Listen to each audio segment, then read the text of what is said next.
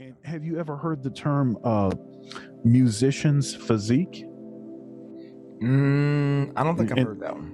yeah, okay, so I may do you have. think it's a pejorative? Yeah, I haven't heard that one. Yeah, well, I'm saying it's a pejorative.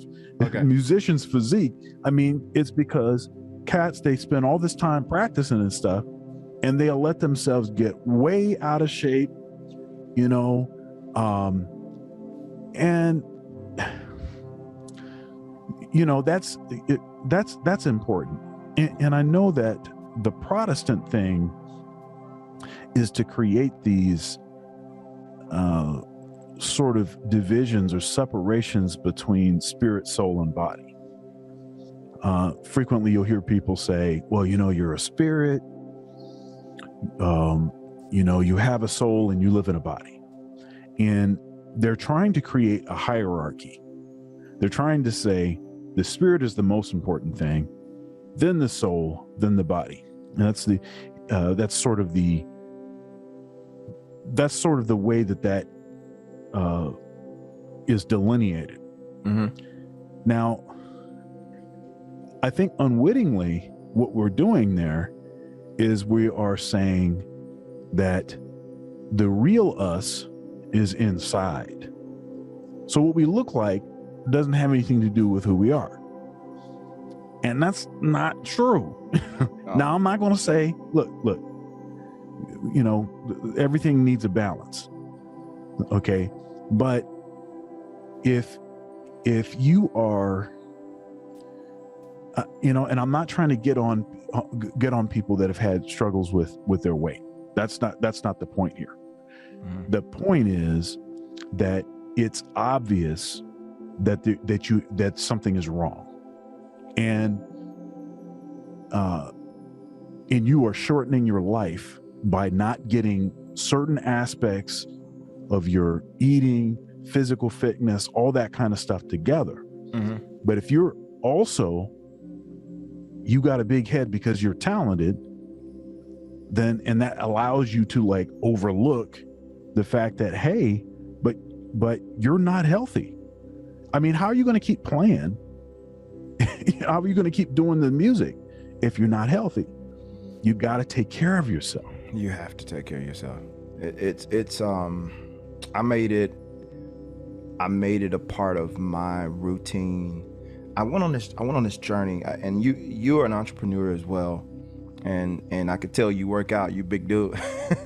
But I made it a part of my journey years ago. I started really studying wealthy people. I really like started doing a deep.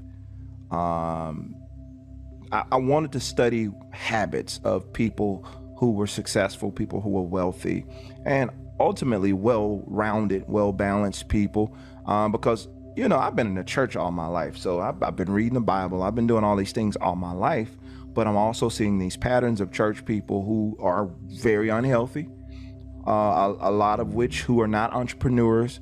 Not that there's anything wrong with working with anybody. I'm not knocking any of that stuff, but I just seen, to digress from all that, I seen a habit of things that I didn't like. I said, so let me figure out this other thing that I don't know enough about. And so one of the things I start studying with a lot of these wealthy people, they have habits. They have success habits that they do. And most of them get up early in the morning. When I was young, I'll admit I hated school with a passion. You know, I have a bachelor's degree and everything from the University of North Alabama, but I hated school like with a passion. Mm-hmm. My son, he does well in school, but he's a lot like me. He could care less. I hope he gets better. But I didn't, and I say it this way, I didn't understand the value of it, and I didn't understand how, you know, meaningful it was to me because it wasn't presented to me that way. So that's why I didn't like it, because I didn't find any value in the stuff that I was getting and the stuff that I was being given. And once I got on this journey and started, you know, studying these people, started studying these different success people and reading a lot of different books, I understand that they were getting up. Part of what they were saying, to your point, they get up and they work out. That's a huge part of their day, is they get up and they focus on getting their bodies in shape. One of the things I do that's part of my routine, I'm up first thing in the morning. My personal routine, I pray. I get up and I'm reading a devotion, some type of devotional.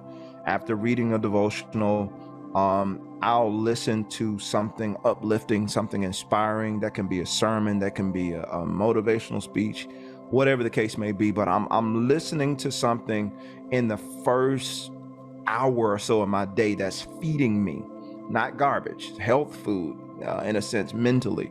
I'm feeding myself something early in the morning every single day, because I understand that it's all connected, it's all related, because that allows me to take control of my day. I work out. I kind of got injured a couple of weeks ago, so I haven't been really able to work out in the last few weeks. But normally, and I ain't in the gym just crushing it out and nothing like that, but I'm doing kind of maintenance stuff, pushing myself every now and again to work and target certain parts that I really want to tone and tighten and build up. But for the most part, it's just keeping something consistent happening every single day. And then I move into whatever the next part of my day is.